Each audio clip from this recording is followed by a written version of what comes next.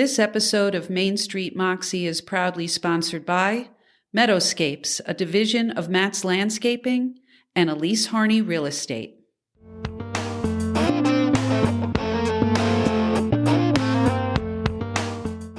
Thorin, welcome to Season 3 of Main Street Moxie. Happy Season 3, Mary. I'm excited. We're kicking it off. We're kicking it off in a big way. I love the pun. So we have our first professional athlete for this episode. Very exciting. Craig the Leg.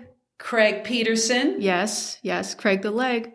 He is an old friend of mine, and I'm excited to reconnect to learn all about his career also from him personally and have that shared out because he just re-signed with the Bay Area Panthers for the upcoming season. But not only that, he's also an assistant coach for specialists at Rensselaer Polytechnic Institute. And in his career as a football player, which he started in 2015, he has played on numerous teams in both the indoor football league as well as the arena football league, where he has, in his last 5 seasons, won 4 championships. That's amazing. I know, right? Not only that, he won twice as a special teams player of the year. He sounds like quite a guy. Can I add more? Go ahead. Because he was a high school star soccer player. And then when he went to college, he did track for the first time and became an All-American in the decathlon. And has a documentary in the works about his entire professional career as an athlete, and he's working on a book about it. I mean, what else is there? I don't know, but I'm intrigued to find out. Let's get to him. Let's do it.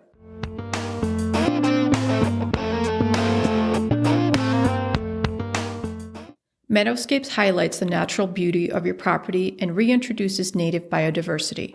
The landscapes they create have a positive environmental impact while making attractive outdoor living spaces for you, and it is beneficial to pollinators, birds, and wildlife species. Their work focuses on removing invasive plants, restoring natural habitats, creating beautiful native meadows with custom seed mixes, and designing gardens and outdoor living spaces that flow with the rhythm of your land. Welcome home to your ecological paradise. To learn more about Meadowscapes, call them at 860-824-1188 or visit them online at www.nativemeadowscapes.com.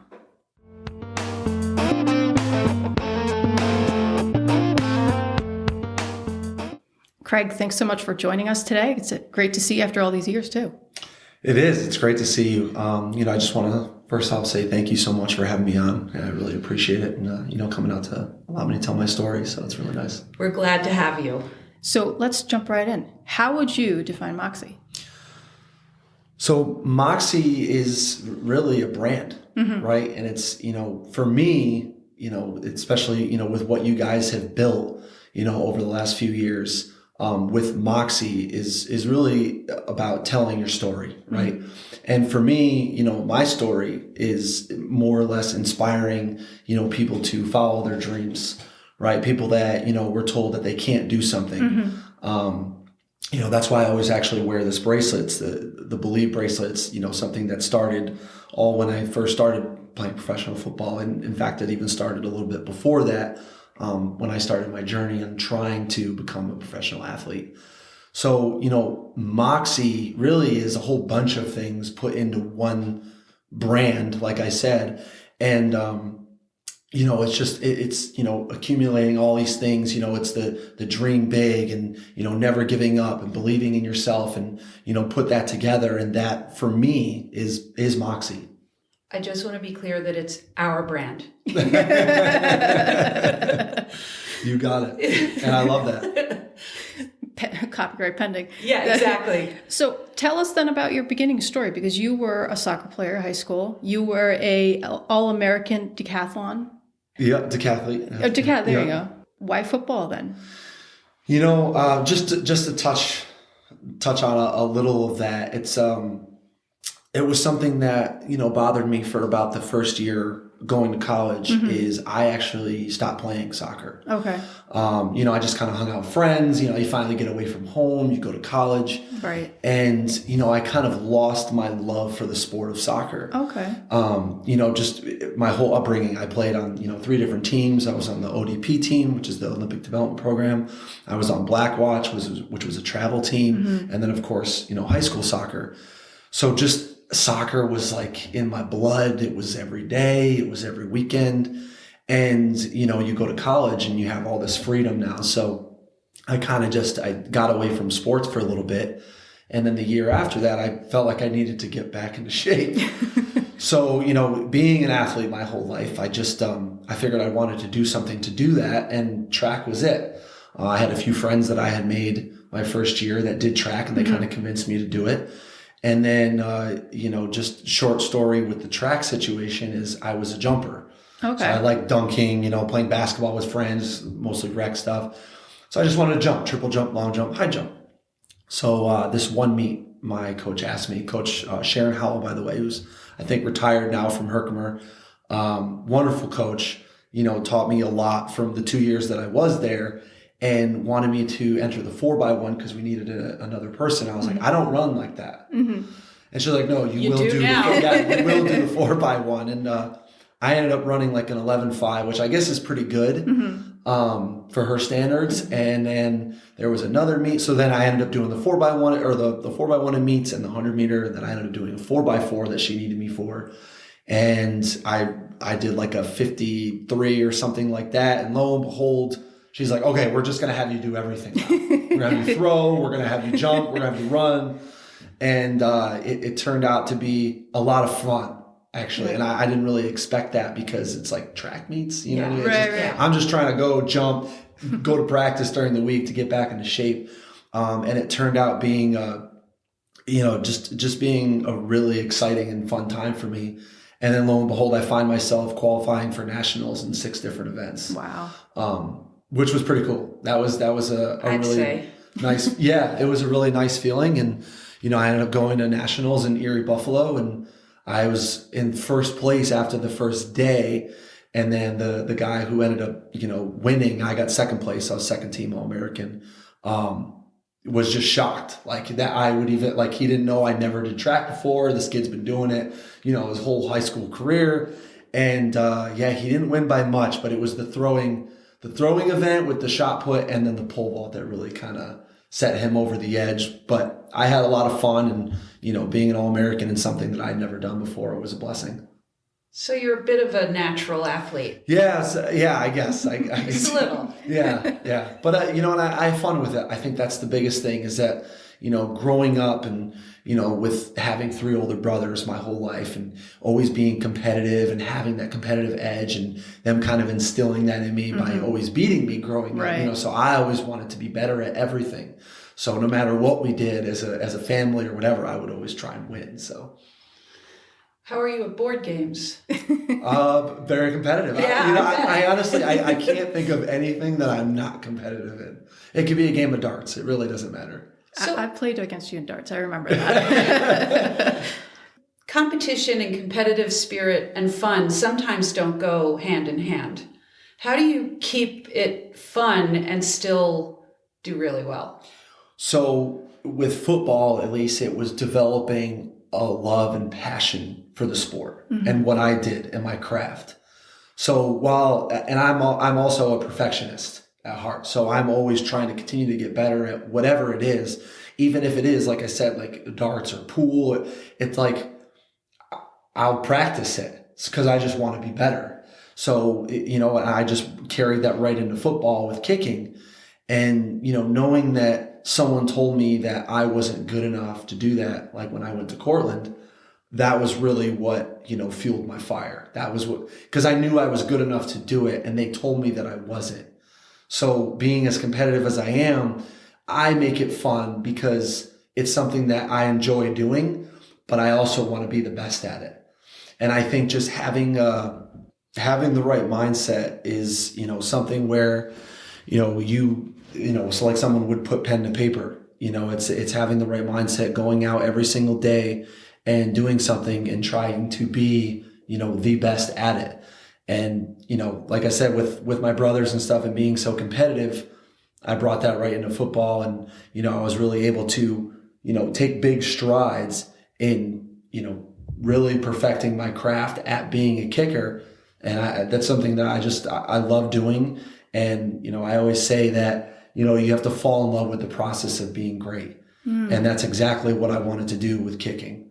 So, the more I did it and the better I got, I was able to see like, holy cow, like I can take this to another level. And then I would hit that level and I'd be like, okay, like I want to get even better. And of course, with me at least, I wanted to get to the highest level, which is obviously the NFL. And the only way I was going to be able to do that and attain that goal was to work at this every single day. But you were never a football player. No. So you go from soccer star to a track star. Then how does that translate and become a professional football player? That doesn't just happen. No. There's a lot of hours, days, months, years put into it. And, just thinking back on, this crazy journey and roller coaster ride that I've been on, it all started, with a bet, in Albany, and I ended up going to Albany High and, kicking a 50-yard field goal with my friends. And that's really how it all started. But that was just, kind of like a little bit of athletic ability and, involved in that because I didn't know how to like actually, perfect on kicking a football, but I did. And I kind of ran with that and I wanted to see if I can, become better at it. And obviously with what happened at Cortland and being told, that I couldn't do it because I wasn't recruited, even though it was a Division III school. That again, that was more fuel, right? Now we're really putting fuel on that fire.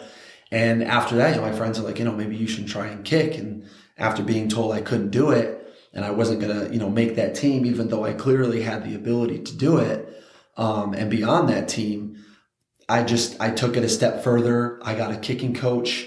I moved out to Buffalo. I left the bank that I was working at Key Bank at the time. I had just graduated. And that's when I knew I was going to put all of my time, my effort, my energy into one thing and be great at one thing instead of being good at, all these little things that I do. Like, oh yeah, I'm good at this. I'm good at that. Right. To me, that didn't really matter. I wanted to be great at one thing. And that was putting all of everything that I have into kicking. And, obviously, I'm here where I am today because of pretty much work ethic. That's why I always tell kids these days, that I speak to and do appearances and whatnot is, for me to be at least a motivational speaker, it's all about putting the right work ethic in, right? What kind of work ethic do you have? Are you going out every day and trying to be better at what you like to do? Right. Because at the end of the day, like you guys said, like how do you balance the fun and being a professional at the same time? I think that's what you have to find, that love and passion for something that I found in kicking is it still is fun at the end of the day. If it's not fun, then what are you doing, right?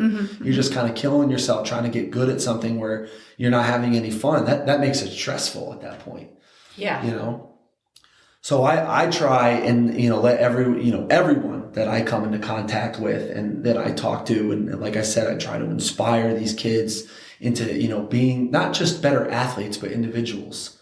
It's about proper work ethic, what you're doing outside, right, of the field, not just on the field, outside the field, your schoolwork. That always helps too. I didn't have the opportunity that these kids have by playing college football. I never played college football. So that's just another thing I try and stress these kids is that like, I didn't even have that. I had the opportunity. And yet, I didn't go to college to play football. I went to college to get a degree. Right. So, I was able to attain that, but at the same time, I didn't play college football. So now I have that bigger uphill mountain to get to my goal at least. And now I know that I have to work even harder than everybody else because they have that, that pedigree. They have I played college football here for 3-4 years. And I didn't have that. So I knew that I had to work even harder than everybody else. And some kids get it and some kids don't. But the ones that really want to do better and better themselves and maybe try and get to that professional level or even the college level at the Division they know that they have to put that kind of work in. And those are the kids that, that I reach, and they hear what I'm telling them, and they're like, okay, yeah, this is really, I can see what he's done, his body of work. And this is what I need to do. I need to work at this every day and have that good work ethic. So that's why I'm always preaching that. So leads into a question I was saying to Thorin. I teach at the college level, and I have a number of athletes who take the classes just because they're taking classes. So I find it interesting seeing less effort in the classroom. And they're obviously playing Division III, the school I'm at, Western Connecticut. And I sometimes wonder how I can convince them, or how I can open their mind to say, okay, you would never show up late for practice. You would never let your teammates down. You would give full effort on the field, and you do homework to get better. So how come you can't take what you do on the field and apply it to other areas of your life and not have it be so siloed? So how would you approach that? Or do I just play a tape of you in class and just say, just listen to this guy? I mean, college is where that starts for these athletes, where they know that they're there to get an education. In all reality, they know that they're there because they get scholarships, whether it's a, academic scholarship or an athletic scholarship. If you don't have a certain GPA, you can't play. Yeah, that's what these schools are doing. And I get it. I understand that. That's the motivating factor, right? Well, it's like, oh, if I want to play football, I love football. I want to play and I want to get better and do this. Well, you got to still attend classes. You still have to get good grades. You still have to do the homework. You have to put that work, right, into doing that. And I think kids these days, they don't want to do the work, but they still want to play. And it's just, I don't know what it is. I don't know if it's just that our society now, this day and age, all the social media going around, and it's, tweeting this and posting that, and, scrolling and these TikToks and all these other things that, these kids are doing, where, someone like myself, I try to get off that and onto the field, right? Or off that and into the books. I think that's what these kids are doing more now, is like, get off the phone, get into your book, or playbook for that matter, get better at what you're trying to do. And especially if you are in college and you're taking these classes, you still need to get good grades in order to play football. So I think there's a disconnect right now with athletes and, the grades, right? Because some athletes are given a lot. I mean, I know this because pretty much every, teammate that I've had played college football. And I hear stories all the time about, how other people did their work, and they have tutors that help, and they do a little bit more than just help. They kind of do it for them. And I get it. I totally understand that.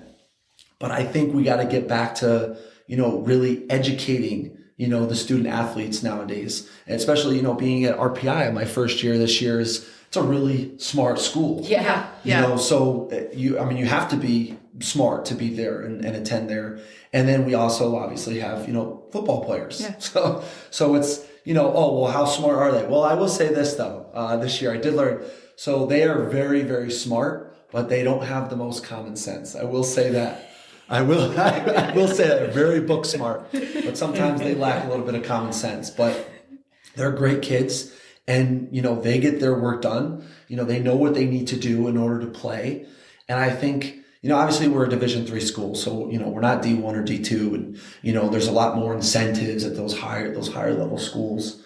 But I just feel like we have to get back into the work ethic, right? Putting the work in to get good grades while still being great athletes. And, I don't really know what that is, what the motto is for that, why it's trending downward and not upward. And, I think there are certain things that coaches can do more of, to get the kids in classes and get them, getting better grades and, really focusing on, well, you are here to get an education and play football, right? So, I mean, if it was me, as a coach, now that I've been able to kind of experience that for my first year, it would really be, and also because, I didn't play college football. I did go to school to just get, hopefully, as good a grades as I could and get my degrees and get out. Nowadays, what I would say is, this is something that you can use later on in life. Right. You cannot play forever. Regardless, if you wanted to play at a professional level, you can't play professionally forever.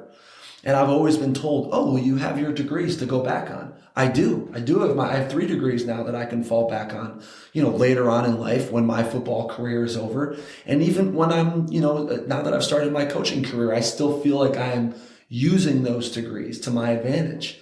And I think that's what I would kind of promote to, kids, trying to get their degrees that don't really want to do the work and they don't want to, put in the time and the energy and the effort to do, what's needed to even just talk better, right? A lot of these kids, they don't talk the same like that we used to growing up. And they just, all these slang words and everything like that, just, the LOLs and all that. Yeah, the LMFAO. You sound like you're 70. I'm just saying, I listen, I'm guilty of it. I am, but I don't, in a setting like this, or, if I'm, meeting someone's parents, or I'm going out and, I'm talking to kids, I want to be able to talk to the kid, intellectually, not, sound like I don't know how to talk and I'm using all these slang words. I'm guilty of it, talking with friends and whatnot, but I just feel like, we need to get back to that, the basics, the structure,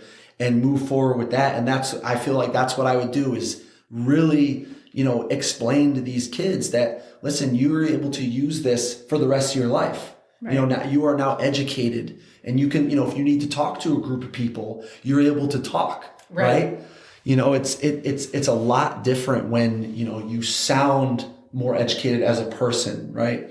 Talking to a group of people or a group of kids or whoever it may be, someone's parents and, a group of parents.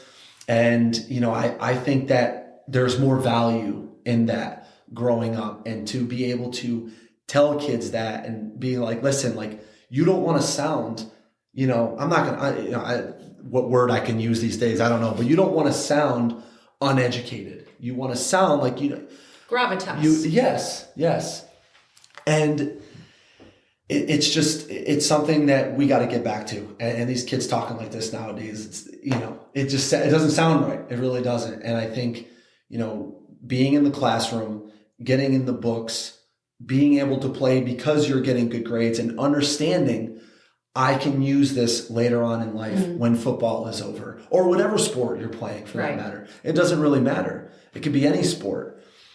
The things and the tools that you take from college that you're learning later on in life, I feel like is much more beneficial than they think now, where it's like, oh, I'm just gonna, I'm just gonna go to class and maybe I'll half-ass my work and do this and still play.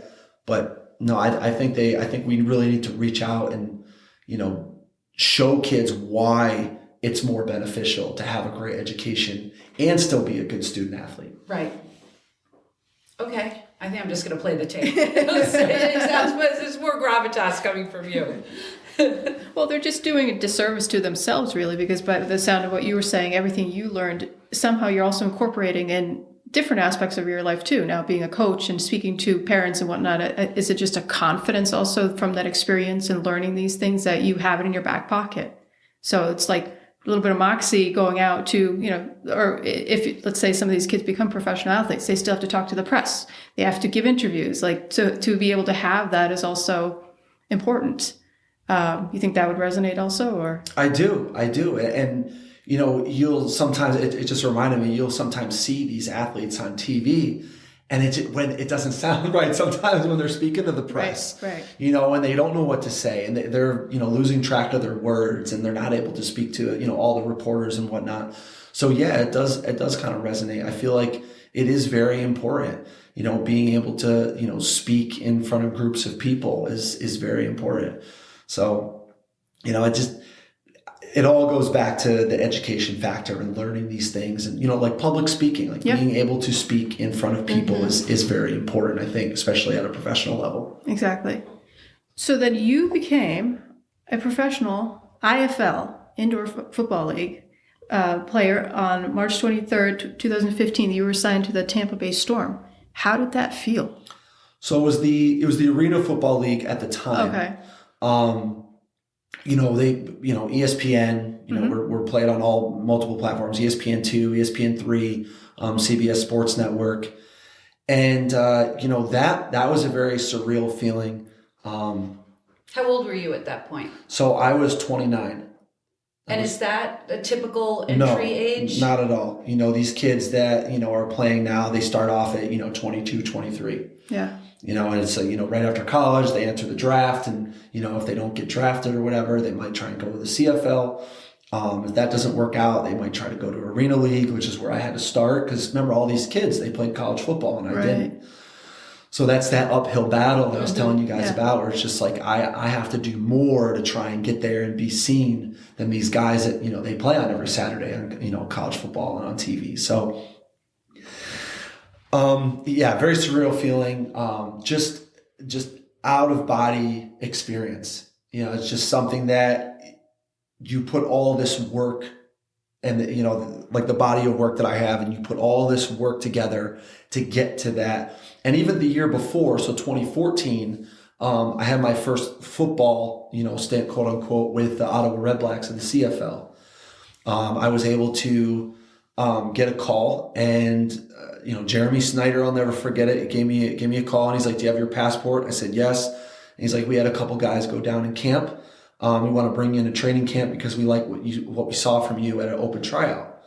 So I was like, "All right, I'm all in." So they flew me out to Ottawa, and I ended up competing against this kid, Brett Maher, who kicked for the Rams this year, and then he was with the Cowboys last year, and he's kind of jumped around on some teams, and that was my first football experience, and being there. And then, remember, this is after 3 years of really grinding, going to all these open tryouts, trying to be seen by people, no college experience, no high school experience, just putting things out on YouTube, trying to be seen by anybody really who would take a chance on me. And I get this call, and I go out there and I give it my best. And, statistically, I did better than Brett, which for me, I'm like, I'm going to get the job. Like, this is insane. This kid, just played, I think, 3 or 4 years at Nebraska, Division I college. And, they talked to him first, and they talked to me, and I figured they were going to talk to me second because they're going to give me the job. And they said, you did great, this, that, and the other. Without telling me, they told me that Brett has the experience, right? Mm-hmm. I've never played football. Right. You know what I'm saying? So, but with that being said, they also said, we really like what we saw. We don't want to release you. We want to keep you here for the rest of camp. And I was like, okay. So they're like, we'll have Brett play in the game against Montreal on Saturday, but we're going to keep you here. And if things don't go well, then we're going to go with you. He's like, but we do want you here. We like what we saw, and we're going to keep you here. At that moment is when I knew I was good enough. Mm-hmm. Because if I can't make a Division III college, but yet I have a GM and a head coach telling me from the CFL level that I'm good enough and they want me to stay in training camp, I knew it clicked, right? I know I'm good enough. I have what it takes. I've been working at this for, in reality, 6 years, 4, 5, 6 years to get there. And, having a kicking coach, going up and just trying to compete at a high level every time I go out to all these open tryouts. That's when I knew right there. So the rest of camp, he did well in the game. I got released after camp. Went through a little bit of a tough time emotionally and mentally because I knew that I did good enough and I performed well enough to get the job, but didn't get it. That was my first little bit of politics as well. So to be able to endure that and just kind of take it, remember, more fuel, right? Now we have that. It's like, I know I'm good enough. I do this.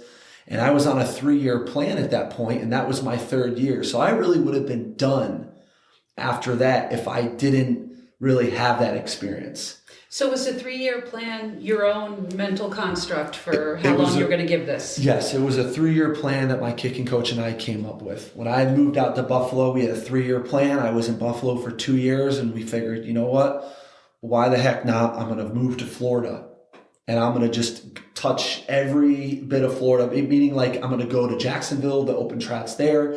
There's obviously the Dolphins, there's the Jaguars, there's the Jacksonville Sharks of the Arena Football League, there's the Orlando Predators, the Tampa Bay Storm, both as well, the Arena Football League, and then you have the Buccaneers, and I believe, who else is left?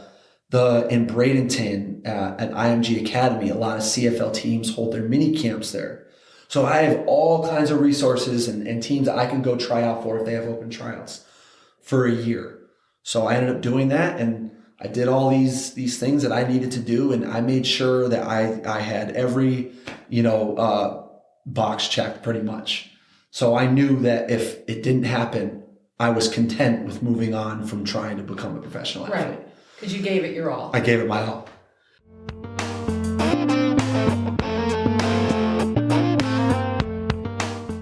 Elise Harney Real Estate is the #1 real estate agency for the tri-state region, and they provide a comprehensive overview of the regional market spanning Litchfield, Dutchess, Columbia, and Berkshire counties. Elise Harney Real Estate serves 40 unique communities with 35 years of experience. They have a team of knowledgeable real estate professionals to work with you to buy or sell your house. Their offices are located in Salisbury, Millerton, Norfolk, Falls Village, and Riverton, or you can visit them online at www.harneyrealestate.com.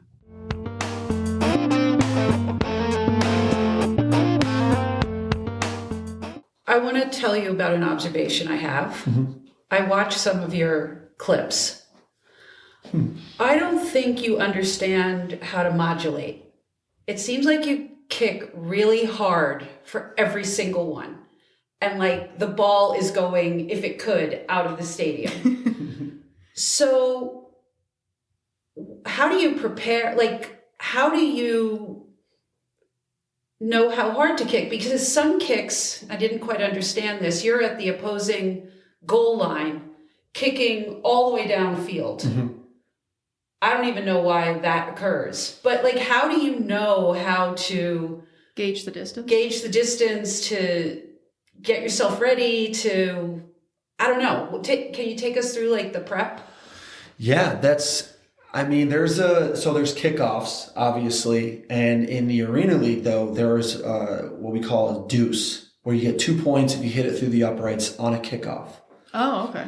Right. So, and obviously they don't have that outside, but I always take every kick the same way, right? You don't want to change everything because everything's always about being consistent as a kicker. It's all about consistency. So if it's an extra point or a 60-yard field goal, I'm going to hit the ball the exact same way every single time. There's no change. It's when you start like these kids, that don't really last. They're trying to not hit the ball hard on an extra point and then crush the ball on a 50-yard field goal. So now your form is changing. Right? Your form's different. You're not following through. You're holding back. Right. So that's where you have those inconsistencies that'll start to come up and they'll show in games. Whereas if you're hitting the ball the same time, right? The same form, the same technique, the same speed, the same tempo, the same rhythm, every single kick. If you practice that, most of the time you will make it. You're going to hit that nice true ball, that A ball, I like to call it. So some of these kids don't understand that. They're like, oh, I don't want to crush it an extra point because I want to make it. It's like, no, it should be the same for every single kick, every single time. And for a kickoff, even the kickoffs, I will still hit it for the most part, just like a field goal. Obviously you're on a 1-inch block, just like the NFL uses in the CFL. So, you have the 1 inch to kind of work with, where you get a little bit more height on the ball. But it's that same leg speed, the same drive, the same kick, the same tempo. So, it's really not trying to do too much. It's just, going to your technique, right? Going to your form and trusting yourself and what you've been doing this whole time and, how you've been perfecting your craft and go out and do it. Okay, because the announcers also, I've noticed, sound a little bored when you kick. Because they're like, yeah, I did it again. You know what? It's funny you say that because it really just depends on where I'm playing. Oh, okay. So if it's an away game, they don't get too excited about hitting 2 points every time we kick off because their kicker's not doing it and I am. So we're kind of gaining those points on them each and every time on a kickoff. So if it's a home game, they get a little bit more excited, and obviously, for the deuces. So it really depends on where I'm playing, if they're excited or not. Got it. For those who don't understand, so everyone knows the NFL. Mm-hmm. So there's arena. What's CFL? The Canadian Football League. Oh, okay. And then there's obviously the IFL, which is the indoor football. Indoor football What's league. the difference between that and the arena football? So the Arena Football League and the Indoor Football League differentiate with the nets Oh, okay. and the rules. So there's more of a, you can have 2 wide receivers in motion, where Arena Football League, there's only 1. Oh, okay. Like I said, you have the nets. So there are these big, like 28 feet or maybe 32 feet high nets that they have in the Arena Football League with bars. Okay. And in the IFL, there is no net. It's just the uprights. But they're 15 feet high and 9 feet wide. So outside, it's 10 feet high and 18 feet wide. Oh. Little harder. Yeah. Oh, Your margin of error is much higher inside. Yes. Without a doubt. And people will ask me like, what would you rather kick on? I mean, there's no wind in there. What would you rather kick on? The 9 foot uprights? I'm like, I'll take all the wind, sleet, hail, snow to kick on 18 foot uprights than to go inside and kick on 9 foot uprights. And the reason I say that is because your margin of error is still a lot lower outside. You know what I mean? Like you can hit a ball and still have it go in. Whereas inside, if you hit a ball, like it's going to look like you missed pretty badly. Right. You have to hit almost a ball every single time, especially the further back you go. Extra points aren't given in the Arena Football League. That's for sure. Dealing with a 9 foot upright with a snapper and holder who've probably never done it before. Whereas outside, that's what their position is, to snap and to hold. Right. That is it. So it makes it that much harder. Now you're dealing, your margin of error is not only higher inside, but the guys aren't doing it every day. You know what I mean? So there's some give and take, but I would take outside in a heartbeat, even if I have, 20 mile an hour winds, because, if you're hitting a true ball, but more than likely than not, it's going to go in. As soon as the ball starts to decline, that's when the wind will kind of take over. That's why I don't know if you guys are Buffalo Bills fans. I was going to ask you, the last quarterfinal game when the kicker going to cost them the game? Yeah. So if you actually break it down, which I did, the kicker, his plant foot is going right directly toward, so it was on the right hash, and the kicker's plant foot was a little bit right of the right upright. Where did the ball go? Right upright. Went to the right upright. But he had to turn, because his plant foot was facing the right upright, or a little bit even more to the right, he had to then turn his hips. So so if you really watch the flight of the ball, this is all like mechanics of kicking here. Yeah. But if you watch the flight of the ball, it actually goes straight and then starts to tail right. And that's the way he hit the ball because of his plant foot.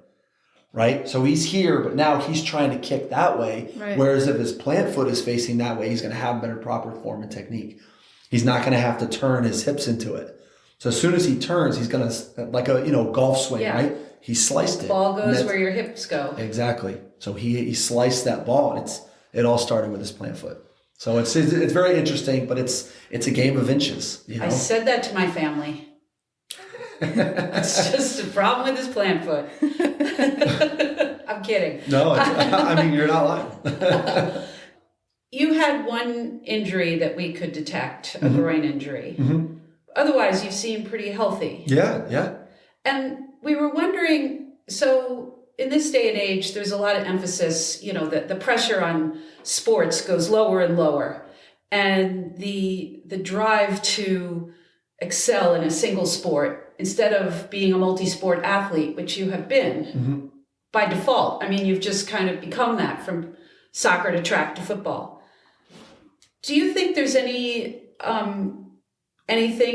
to your kind of health in being a multi-sport athlete and not constantly straining the same muscles in the same way?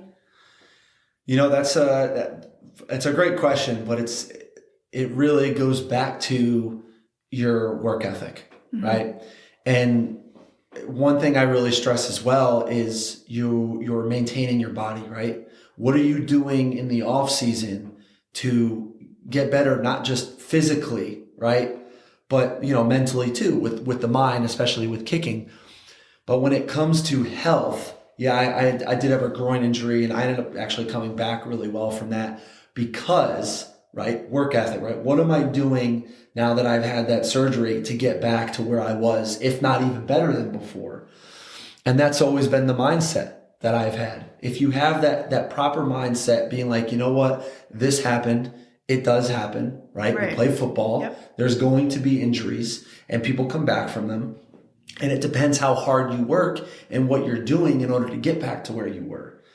So that's why I remember being in physical therapy with our athletic trainer. And he's just like, Craig, I wish all of our guys worked as hard as you did to get back to sport. 'Cause some guys don't give it 100% in the therapy to get back to sport. Because then what happens? You go back and then you injure it again. Right. Or you injure something else and you're not ready. Your body is not physically ready to endure a full season.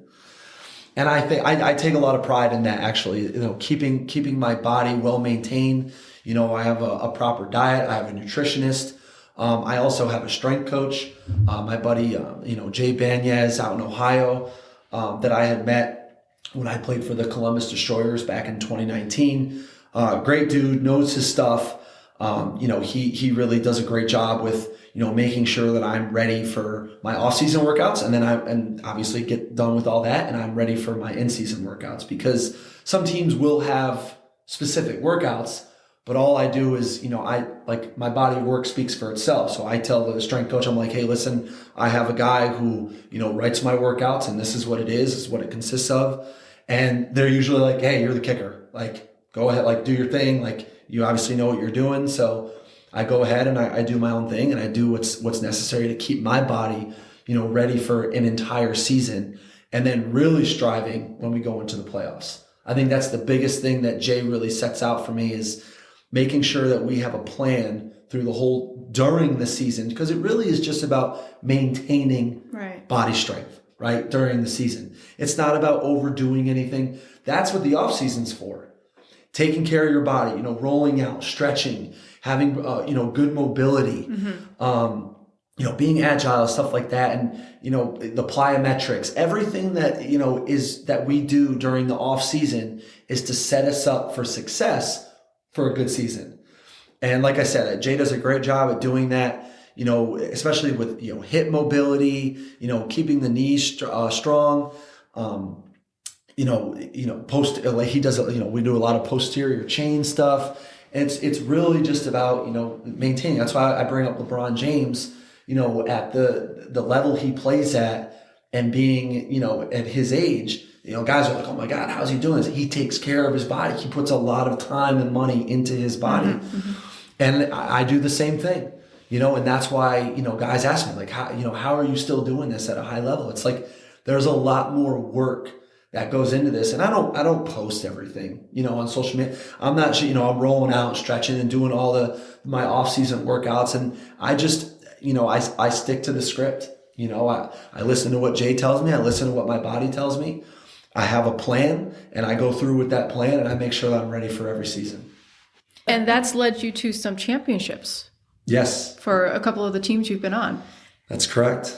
Can you share with us which teams and what championships you won, and how did that feel? The first one, and then your latest one too. So it's crazy, because when I was in, I entered the Arena Football League in 2015. I got my, my first professional contract. Mm-hmm. But that's not, I signed a contract with Ottawa, but I didn't actually play with them. You know what I mean? Right. I didn't play in a game. So my first professional game was in 2015 with the Tampa Bay Storm of the Arena Football League. And, I know I talked about all the emotions and stuff like that my first year playing, but I think going through the years, 2015 and 16 was with the Storm, and then 17 was with the Spokane Empire. And then, I got invited to another training camp for the Hamilton Tiger Cats in the CFL that year. And then that's when I was really like hitting my stride. I was like, okay, like I know like I can take this to new heights. So 2018 came around, and it was the National Arena League I signed with the Carolina Cobras. I was coming off of a disappointing, I guess firing, if you want to call it that, but I did get let go from the Hamilton Tiger Cats after training camp in 2017. So, same script, right? I'm working at, my off-season work. I made sure I was ready for the next year. And I think there was something that just clicked when I was kicking that off-season, where I was kicking even better. I think that's another thing. And when I try to explain to people, it's like working on your body of craft and trying perfecting it is, I keep telling myself, I'm like getting better every year because I didn't play college football. So it's like, some people kind of hit their peak in college maybe, and then they try to go pro. And it's like, I always felt like I was in my fourth year of college, So I was like really kind of like hitting that stride. And 2018, I ended up becoming Special Teams Player of the Year. I was First Team All-NAL. And we won our first championship, and it wasn't even close. Like that finals game was over at halftime. But just that feeling afterwards with all the work, right? Yeah. that I put in through the years, and finally, knowing we're going to get this ring and being up on the podium and, just being able to, even watch the game again and just seeing what I was able to do and accomplish. And even my mom was able to be there. That was just a really special moment for me. And it was a phenomenal game that I have, not just that, but just as a team collectively, through the playoffs, as my first playoffs, right? And for me, one thing that I really remember, and I take through every playoffs now, every game that's in the playoffs, it's just another game. There's no more added pressure. Right. People are like, when you get interviewed and stuff, how do you feel about being in this championship game? It's like, it's literally, for me, it's just another game. I'm not trying to go out and do something more than I already know how to do. Right. I'm just going to go out and perform to the best of my ability, which is what I do every single game. I have the same game plan every single game. I do the same thing before every single game, and going out and just having the right mindset, not just physically, but mentally too. I think people don't really look at kicking as they don't look enough into the mental part of the game. So I've also worked on that, a lot through the years, and my mental game has gotten very strong. And I think that's another thing that I really realized in 2018, my first championship, is having the mental part and being able to really sustain the crowds, right? The people, the yelling, the screaming, the making fun, the jabbing, all that stuff goes on. People don't talk about that a lot, but that really does go on with the players. And to be able to phase all of that out and go out day in and day out and every weekend and go out and perform at a high level, I think that that was when I really knew. I was like, okay, like I'm really starting to hit this stride and be on a different level as an arena kicker, at least. And then I can transform that into something to take outside to try and get to the NFL. So after we won that championship is when I went back to the Arena Football League in 2019. And before that even happened, after, the accolades that I received in 2018 with the Carolina Cobras, I got a call from the Atlanta Falcons. Wow. So yeah, that in itself was, it's mind blowing because, again, with the body of work, what you've been doing, and especially all the work that I had put in that year, with the Carolina Cobras, winning a championship, really showing everyone what I can do, at that kind of level, and having that workout with them kind of just really boosted my confidence, as a kicker. I was like, I know I can kick with the best kids in the country. So having that kind of experience, coming back, 2019, playing for the Columbus Destroyers in the AFL, I was really hoping to get a call back to go to minicamp. It didn't happen like that. And that's all about being a professional, though. You have to move on, right? You have to just, it's the next kick, right? It's all about the next kick. It's all about the next gig or whatever it is, the next job, and being prepared for it. And I was definitely more than prepared for that workout. As I did really well. It's just, sometimes things are political and you have to live with that and move on. You can't let a miss, right? Or something like that bother you and phase you. And that goes back to the mental part of the game, right? How is that going to affect you? Do you let it affect you in a positive way or a negative way? And I think that's where I was really starting to let everything that happened to me during my career affect me in a positive way. I know, what I've had to go through and endure, the adversity and the obstacles and all that stuff. And I was able to really use that, to my advantage. And it only made me stronger mentally, because it's like, I know I belong there and I know I'm not there right now. And I had an opportunity. I seized it. Yes, I didn't get the job, but now what am I going to do to get even better? Right. So, taking that into, obviously, COVID's 2020. Right. And, that happened. We all know about that. I don't need to talk about that. Yeah, we don't need to relive that and have, bring that up. But 2021 came around, and, I ended up playing for the Albany Empire. And then 2022, I played for the Northern Arizona Wranglers. And then just this past year, I played for the Bay Area Panthers. Now, there's a whole story of stories that go into each of those years. But all 3 of those years, I ended up winning a championship. So I was able to three-peat, and now winning 4 championships in my last 5 years of playing professional football has been, quite the ride. I'd say. It's been a lot of fun. Again, God bless her soul, my mom was able to be there in Las Vegas in August to see me win that 4th championship. In fact, she's never missed a championship game, to be honest. So, God bless her soul for that. And shout out to the supportive mothers. Yes. And, I have to, my family as well. Chris, my brother Chris, and my brother Curtis, and my brother Kurt's wife, Allie, and of course my mom were all able to attend the championship in Las Vegas the year before, in 2022 with the Northern Arizona Wranglers. So they got to kind of witness what it's like, and, the atmosphere in Las Vegas, and have that kind of crowd and the environment. So they really enjoyed it and ate it up. And obviously, we were all, able to enjoy Las Vegas as well too. So yeah, it's been a ride, but a three-peat was really, really cool. 4 out of the last 5 years, very rewarding is the word I want to use there, because I don't think people realize how much work goes into, just being, or not just being great, but perfecting your craft to the point where you're able to show everybody, yes, this is what I can do on a regular basis. Right. And I'm not slowing down. Right. So, go ahead. Sorry. Well, sometimes you will be on a team, and this has happened. It even happened this past year, where I was on a team, and, I had a minor injury, and then I came back. I ended up, performing better than the kid that they brought in during practice, and I still got let go.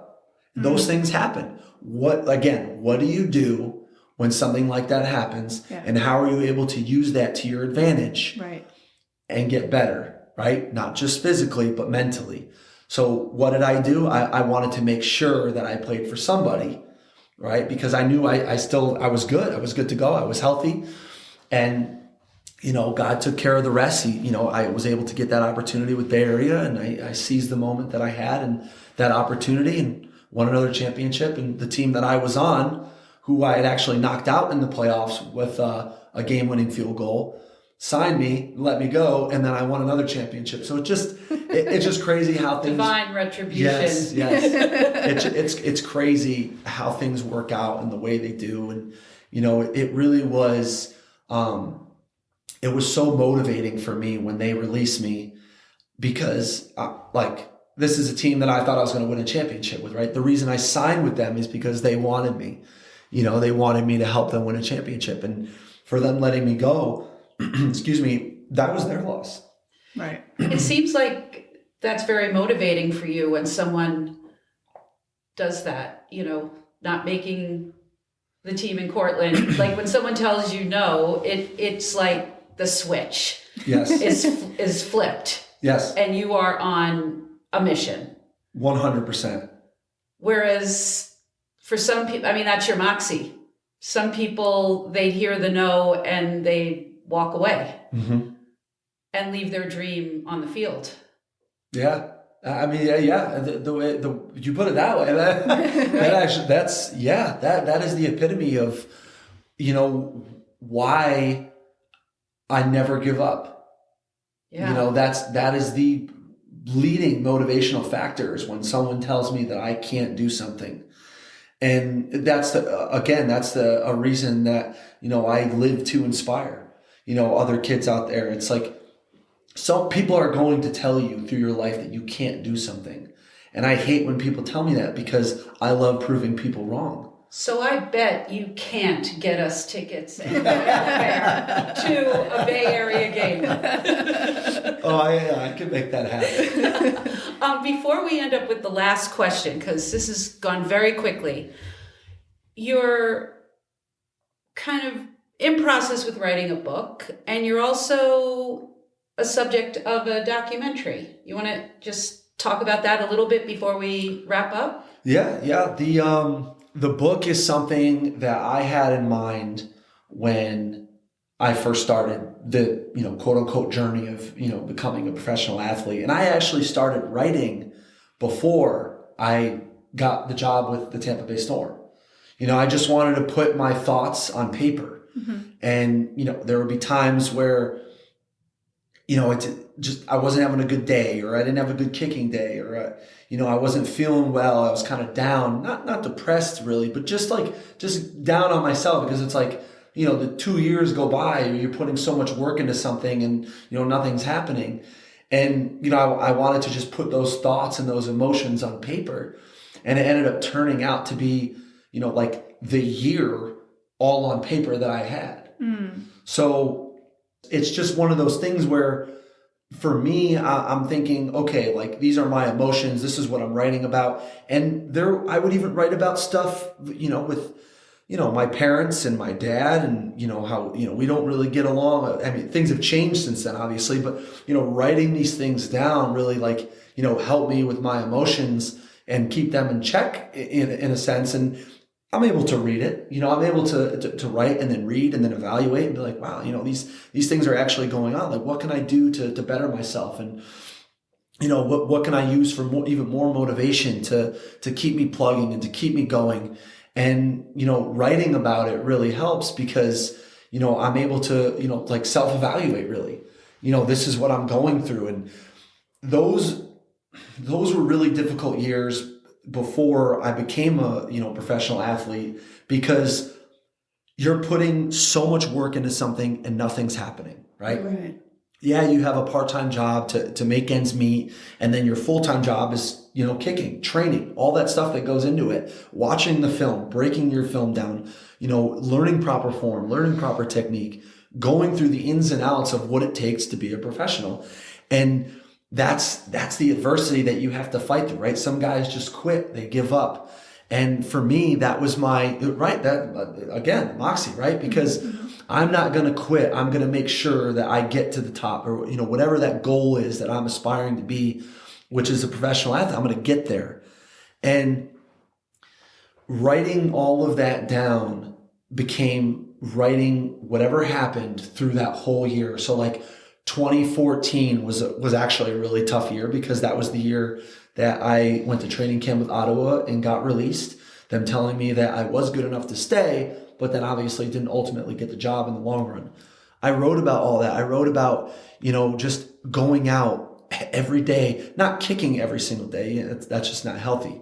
But going out, going to the gym, the things that I had to endure when I first got down there. I slept in my car for 6 days because I couldn't find an apartment. And I literally just packed up my car and moved down to Orlando, Florida, because I felt like that was the right thing to do at the time, to really expose myself to all these teams and all these open tryouts that I could attend.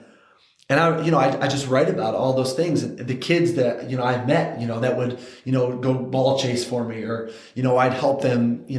There was this one kid, just real quick, that, would get kicked out of his apartment in the apartment complex I lived in. And, we would play out in, the field or wherever they had, and he would catch the footballs and run them back to me. And, even some nights he would come over, we'd play some video games, and, I don't know what his situation was like in his home, but sometimes he would just even sleep on my couch. He'd get kicked out of his house. I brought him to school a few times. He wasn't the best student, And I had to bring him to class a few times. Just crazy the amount of things and the stories that, someone can write down and really like let everyone know about. I wanted to put all that down on paper.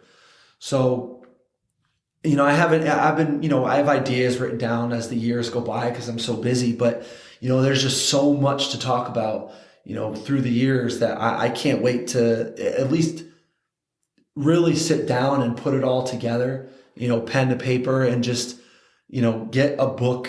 I don't know what it would be called. Inside the Wild. It's not going to be called Moxie. No. But it's just all those experiences that I've had to kind of, get where I am, and you can see how everything has transpired. It's just really interesting and having all that, on paper. But, to kind of piggyback off of that, now I have a buddy, Rich Akulian, who I had met playing, soccer with indoors at Aframs, which is, in the dome out here and, Albany. And, we had played together for a couple of years, and we had played against each other as well. And, we became pretty good friends. We had known each other for a long time, and he's a videographer now. So he has his own company called Akulian Creative. And, he's been doing a documentary on me for the last 5-6 years, and just getting all this, film and information and interviews and, game film together.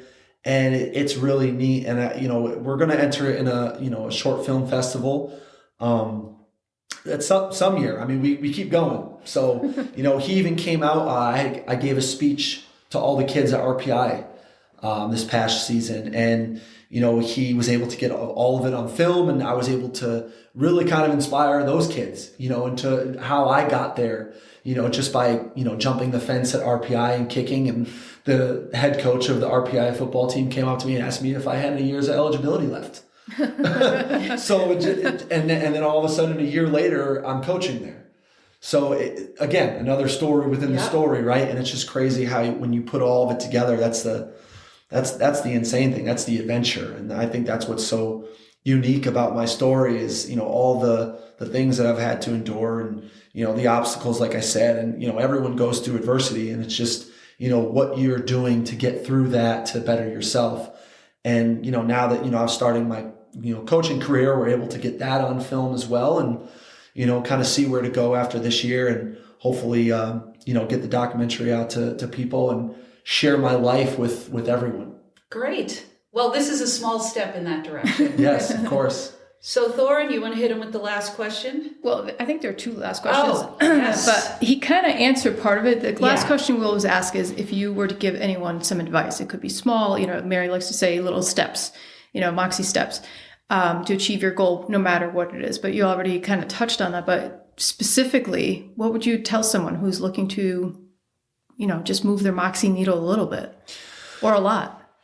Yeah. So, we did talk about that a little bit. And, I just, growing up, I had opportunities, obviously, but I think, with football and, becoming a professional, it was about putting, the work into what I was doing. Right.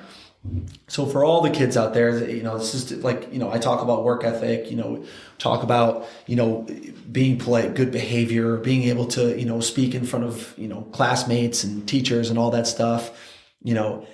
I feel like growing as individuals, like meaning, okay, so, when I grew up, I just felt like it's different because everyone has their own family settings, right? I grew up with 3 older brothers, obviously like I was picked on and all that stuff, but I learned from that, and that's how I got my competitive edge. And I just feel like growing up, these kids, when you are starting to develop, and if there's anything I can teach them into developing into, men, right? Mm-hmm. Men or women for that matter, being able to inspire with my story. That's why I would say live to inspire, right? And believing is, having goals. We all, we have dreams, right? And we have goals, is really setting goals for yourself and trying to do whatever's possible to achieve those goals. Mm-hmm. Now, I know that's easier said than done, but I think, if there's anything that I can really like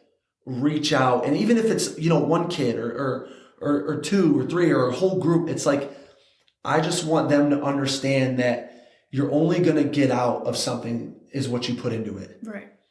And, I know that myself because when I was in school, I didn't really give all the effort, in high school. And I didn't think that it was so important. And now I'm like, oh my God, like I could have got a scholarship and I could have played football and then maybe, I would have got drafted. And it's those things that I really try and reiterate to kids that it's like the school does matter. The grades do matter. So, just to kind of touch on that a little bit more is like in high school, I know kids like they want to slack off and they want to do this and they just want to play sports and, be on their phones. And it's just like I said, you only get out of it what you put into it. And if you can just do whatever it is a little bit more every day of what you want to do, the things that you have fun with, right? The things that inspire you.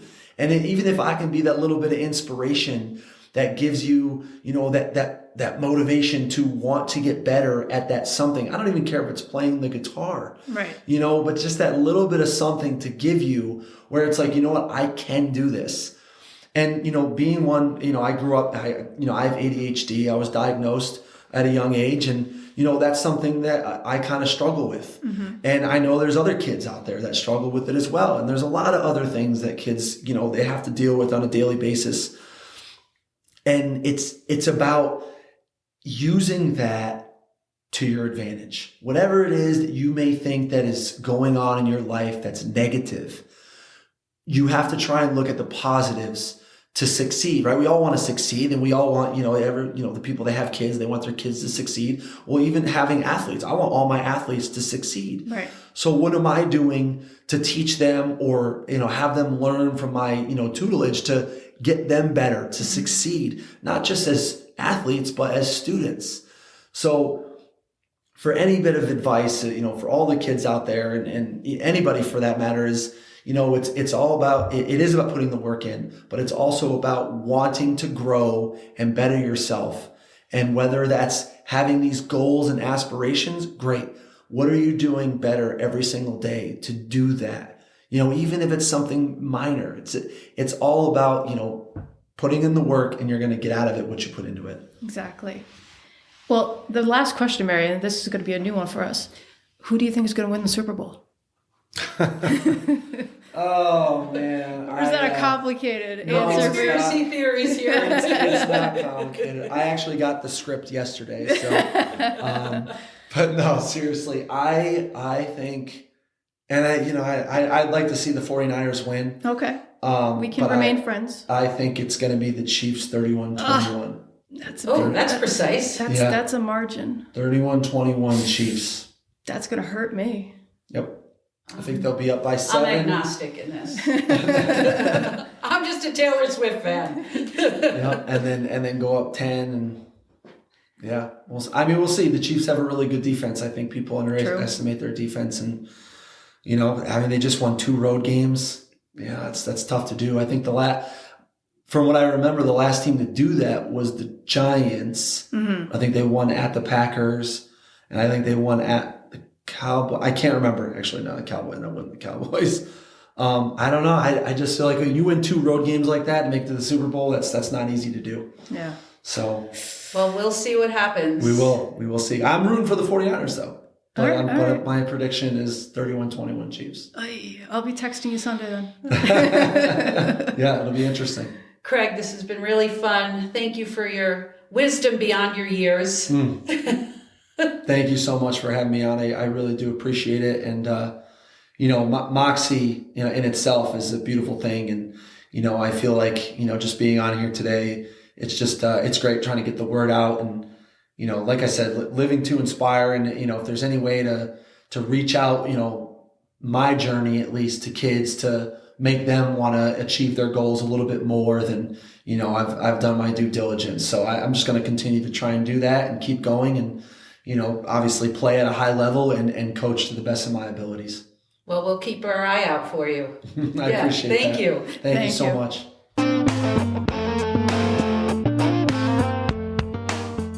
So, Mary, do you know everything about football now? Not everything, But I feel like I have a greater insight into the mind of a competitive athlete. Right. Who is successful in their craft. Two of the things I took away were how he made choices on how he responded to setbacks, that he's not a reactor. Right.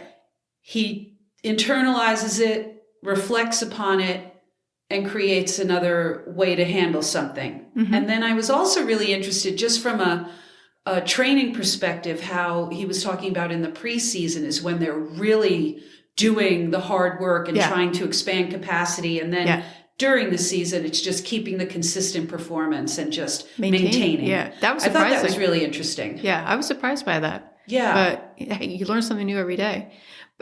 For me, I think a lot of it had to do with, he's always been, I've known him since, we were early 20s or even younger. And he was always such a positive, happy guy. And just to talk to him about this in his career and his positive mindset, I feel like, you always hear that, positive mindset can get you so far. And it really can, because it look what's happened here, and I feel like has carried him such a long way, because, in the face of some of the setbacks that he told us about and, stood out for you, that mindset, he's like, you know what, I was told no, but I'm not going to have that stop me. The college coach telling him, no, you weren't recruited. So him going, okay, well, I want to work towards this. And so I'm going to hire a kicking coach. I'm going to see a nutritionist. There are ways I can maneuver or pivot to still reach my goal. And this is not the end all, what is it? Be all end all, however that saying goes. So to me, that positivity and that just looking at things different, really stood out and made me think and, reinforce how I always feel like, mindset can get you really far as, for that. But then him also saying, but you also have to do the work and having to show up for work and, doing all the steps, so yeah, sure. Mindset is great, but you also have to commit to it. Yes. And I can see how, his coaching career and him using, his experience, of course, but talking to kids and being a motivational speaker for kids and student athletes is, these are the things that, yeah, sure, it's great that you want to achieve or go to a D1 school or something, but you have to show up. You have to do the exercises. You have to do the running, whatever it may be. So I thought there was so much there to just for everyone to learn, Yes. And I think the biggest takeaway is you never say that Craig can't do something. So just remember, we told him he could not get us tickets to a game and get us out there to the West Coast.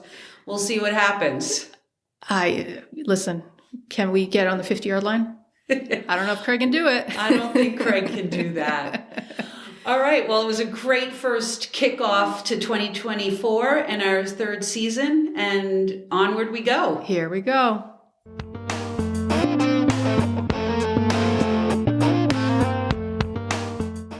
This episode of Main Street Moxie is proudly sponsored by Meadowscapes, a division of Matt's Landscaping, and Elise Harney Real Estate.